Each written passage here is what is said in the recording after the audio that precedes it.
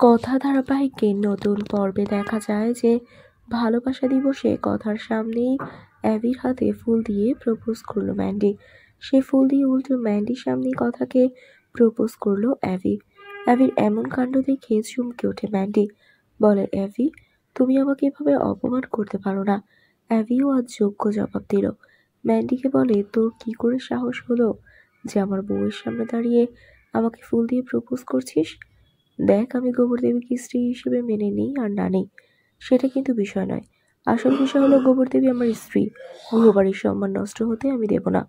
অ্যাভি যখন এমন সব কথা বলছে কথা তখন মনে মনে বলে, আমি সব কি দেখছি আর কি শুনছি? পাচক মশাইয়ের মাথা কি ঠিক আছে?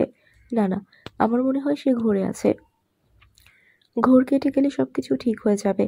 অ্যাভির মুখেই গোবর দেবীর বন্দনা শুনে আর দাঁড়িয়ে না থেকে চলে যায় ম্যান্ডি। অ্যাবি মনে মনে বলে, আমি জানি না আমি ঠিক করছি কিনা, তবে এটা তো ঠিক, গোবর দেবী মিথ্যে বলে না।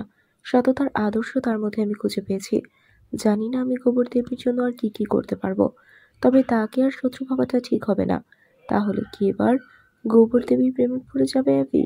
বন্ধুরা, তোমাদের কি মনে হয়? এক্ষুনি একটি লাইক দিয়ে এবং কমেন্ট করে জানিয়ে দাও তোমাদের মতামত।